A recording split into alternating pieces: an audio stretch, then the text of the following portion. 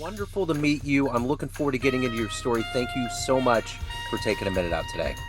Absolutely. Thank you for having me. Absolutely. So, before we get into your good work, I want to know this. 5 years ago, this pandemic changed so many ways the way we live, our trajectories, just everything about what we were doing in our lives. How did you get through that era, and how has it changed the way that you approach life today?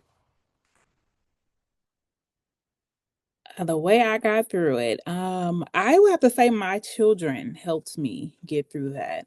They were all at home.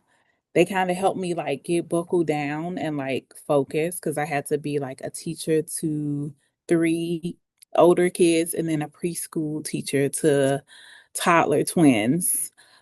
So I'm going to be honest, I think that it had more of a negative impact than it did positive because it was a time where we were all used to this daily routine, especially my babies, where we get up, we get ready, we got this routine, we out the door at this time, you're at daycare, I go to the office, the other kids go to school, we come home, and it turned into we're not leaving the house. We're not going to the grocery stores, and if we are, you can't go in. Um, and I feel like it did something to, especially my daughter. I have one daughter socially, so it really started my healing journey because I had to start figuring out how to deal with um socially awkwardness. My daughter she used to be like going out and having fun and talking to this person, and it kind of like put her in this bubble. Oh, And I feel like it kind of mentally did something to the household. yeah. I think for kids, they didn't have as much experience as we did. It was a real period of stunting, because for a lot of the kids, this is the reality of pandemic, and it wasn't for us. We just lived in life, and there weren't all of these restrictions, and I mean, it was such a weird time. I remember my son's in on the autism spectrum, and I was terrified because it was going to take him out of that routine. And those kids really get weaned on that routine. And then Mhm. just watching commercials with them where it was like, stay 6 feet apart, don't do this, don't do that. Everything that we were taught as kindergartners went out of the window in one day, you know? Mhm. And then these Yeah. kids are collateral damage. They're the ones that have to deal with it, and they can't go to school, and they have all these events they can't live through, and they have all these things that are just strange. So I Yeah. totally get it. I totally get it. Yeah. At the time, because it was what, the end of 2019. Yeah. So my twins were born in 2018. So one of them is on the spectrum. Yeah. And at the time I didn't know because he was so young. But I remember one day I guess he like got fed up. So he went and he got his coat and he was like, I want to go to school. Like, I want to go to school. And he started crying. He was like, I don't want to be home anymore. And I'm like, and so at the time me and their dad was together. So I he was like, you know what, I'm just gonna start like take it at a certain time every day. I'm gonna put them in a car and I'm just gonna like take them riding, like just Yeah. ride in the neighborhood and like it really helps. They Yeah. would go to sleep, which was great, but it was like it like helps because then he looks forward to that. Like we get to go in the car and Huh? then my mom started coming over weekly and she bought this bounce house and she would do like these like pop-up parties for Uh-huh. them and barbecue, and we had to like create things like at home in order to like stuff normal again. I wish I was more into social media because I know a lot of people are making some good money on like Yeah. streaming platforms, and like at that time I wasn't thinking about any of that. I'm like at home, like how can I make things better for my family? Huh? And like so That's the yeah. most important thing. So, on this healing journey, let's get to what you do on a daily basis. I'm going to put you in front of a bunch of 12-year-olds at career day, and one of the kids is like, hey, what do you do for a living? How do you answer them? Okay. So right now I am a full-time work from home in the insurance industry for car and auto insurance. So basically I talk to people all day about why their rates increased. Um, and then I try to help them find ways to lower their rates, but If you ask your mommies and daddies, that's not realistic right now. So, um, but I try to like educate people without telling them too much about like, especially car insurance. Like they're like, why did my rates go up? Like if your neighbor has an accident and they're right next door and you share the same zip code, it affects your rates. Yeah. So that is what I do full time. I am also, my passion is a podcaster, in which I have a mental health podcast, and where I bring people on to talk about their stories. And then I also just share a lot of what I've been through right now. I'm in the midst of doing a family dysfunctional series where I talk about all the things that are scary to talk about within families, the things that nobody wants to talk about. I talk about those things and I come at them with a realistic expectation, and we're going to be realistic about stuff because I know that some of the things it's just instilled in people. It's just planted in. That's what they learned as a kid. But something I do know is that we can transform and we can change. I also do something very fun, guys. I also work. I know I have all these jobs. I'm getting down to one. It's narrowing down. Yeah. Um, Listen to all the good advice from your teachers and all of that. Go to college, do something very positive so that you don't have to work as many jobs as me. But part-time, I work at a security job where I actually watch cameras, security cameras, and I see things from dumpster diving to some of the things I won't tell you guys about. Yeah. But yeah. So, Interesting. So what? and Yeah. one last thing, Sure. what that I'm most proud of at this point in time, I just recently became a licensed life insurance agent. So I Right help on. protect families as well. Right on. So what did you want to be when you were 12 years old? What was your dream job? At 12, for a long time, a long, long time, I wanted to be a police officer. Okay. And then I was like, I want to be a police officer. I want to be at 12, I don't know. That was the beginning of my rebelliousness. Yeah. So I probably was like, I don't want to be nothing. Just get out my face. Yeah. That's probably because that's like right about middle school. Like that's yeah, at 12, I Yeah. was fighting. So who ultimately was your hero? Who was your inspirational force to allow you to get to where you are to help people on their healing journey? Who's that been for you? Me. Yeah. the I'm gonna give that credit to the child within me. That's who's been my hero. That's who's been pushing me. That's who's like, I don't want to do this. We're not doing this again. We're like, I'm tired of this. Like I did this for this many years. Like you have the power to change it. So the childhood person within me. Who would be a dream guest on your podcast if you could pick one person on the planet right now? Anybody, and they will show Yes. up. Who is it? Viola Davis. Okay. Well, we put it out there. So what do you love doing podcasting? You know, everybody talks I about how much work. love Yeah. I love it. I love editing.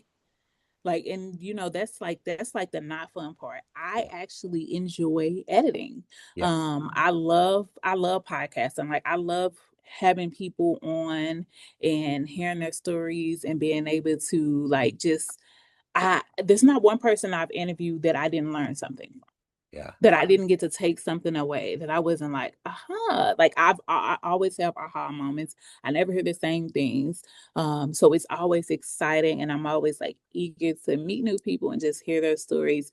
And I feel like the most rewarding part about podcasting is when I'm like feeling like I don't want to do this.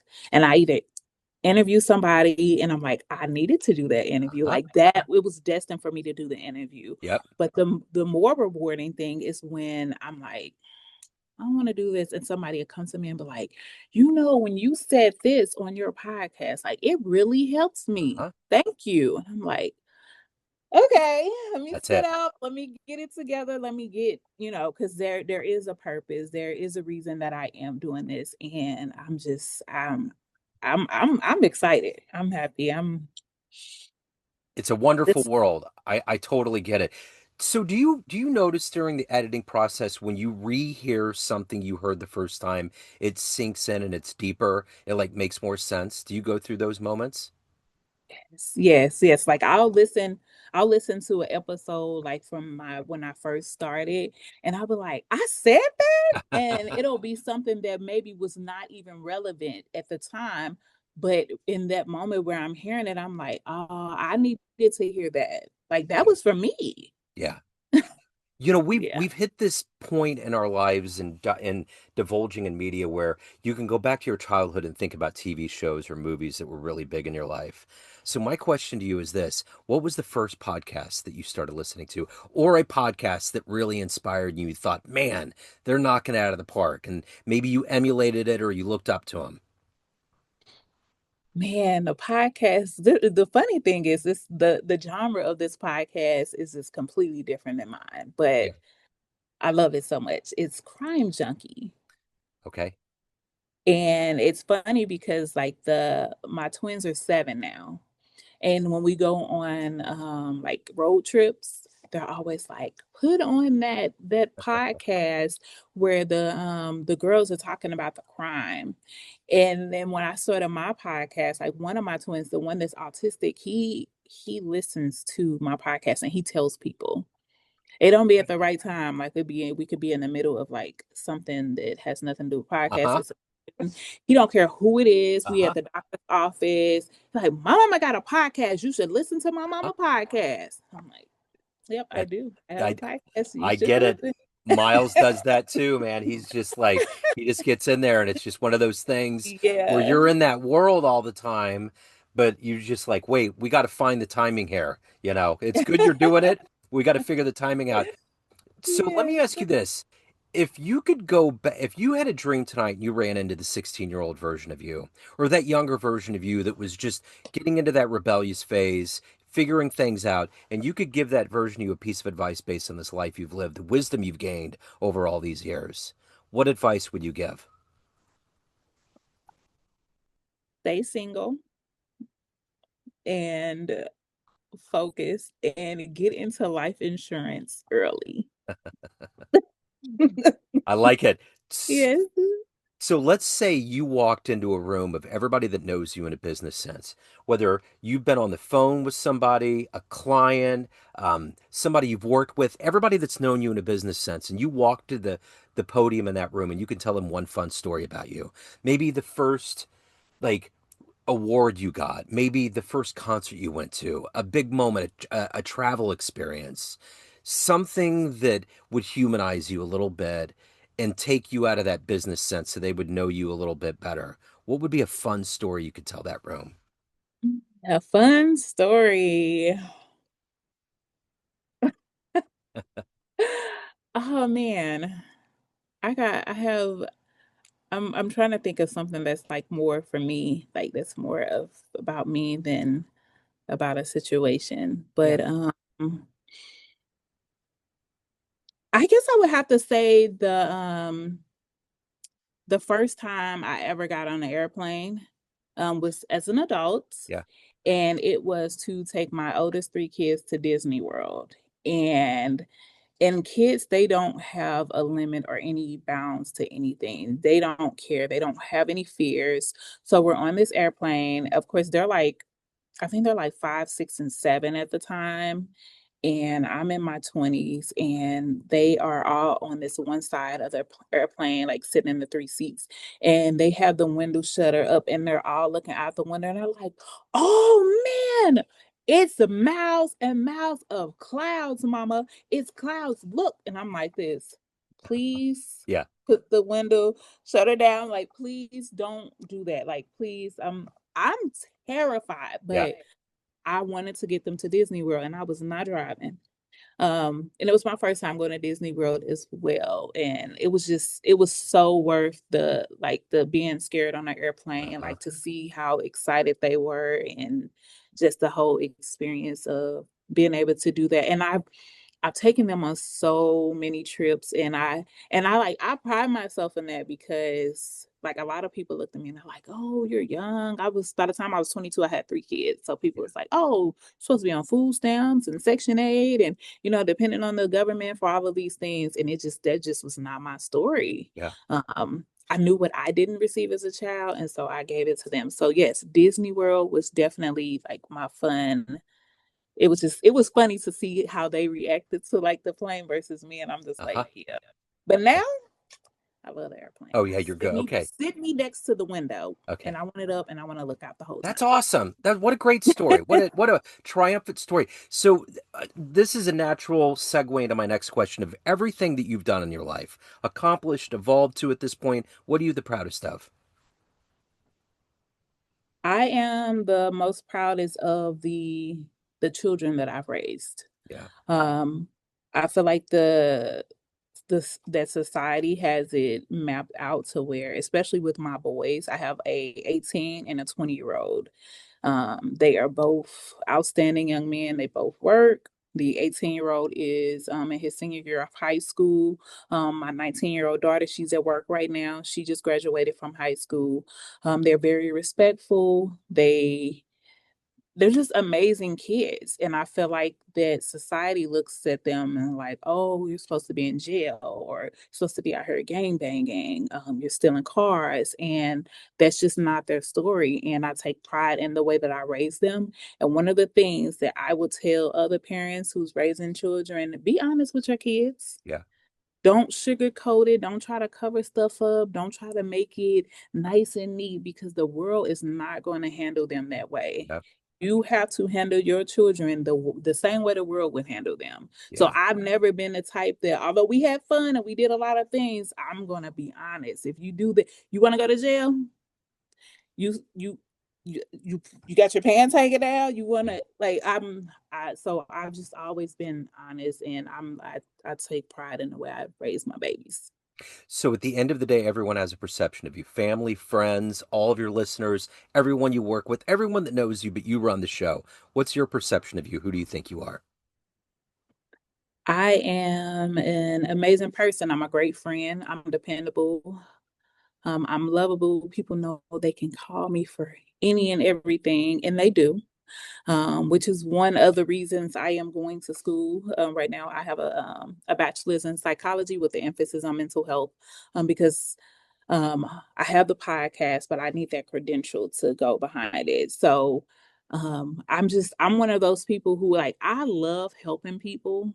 Like people say that and like it's time to help people, and I'm like, not today. No, I'm really like I love helping people. I feel like has been a gift and a curse for me because it has in the past shown that I didn't have boundaries because I would do things for people when I knew that I couldn't or I shouldn't. But that has changed for me. I do things within my boundaries, but yeah, I'm resourceful. I got as many resources as I can find. If I don't know it, I'll find out for you. Yeah. So the healing version, if anybody wants to tune into the podcast, reach out to you. Any of the wonderful work that you're doing, how do they get involved? Go to thehealingversion.com. There's links to all of the ways you can listen to the healing version, all of the platforms. There's also a tab on the website. It is versions of healing, and there is a form that you can complete if you want to be part of, if you want to come on. If you have a story, whether it's physical healing, mental healing, relationship, loss of job, I don't care what it is. If it's something that you've been through that you want to talk about that could help others, I welcome you. I love it. What a great story. Thank you so much for your time today. Thank you for what you're Thank doing. you All for of the having. healing. I appreciate it. Best of luck with everything. Thank you. Thank you. I appreciate it. Thank you.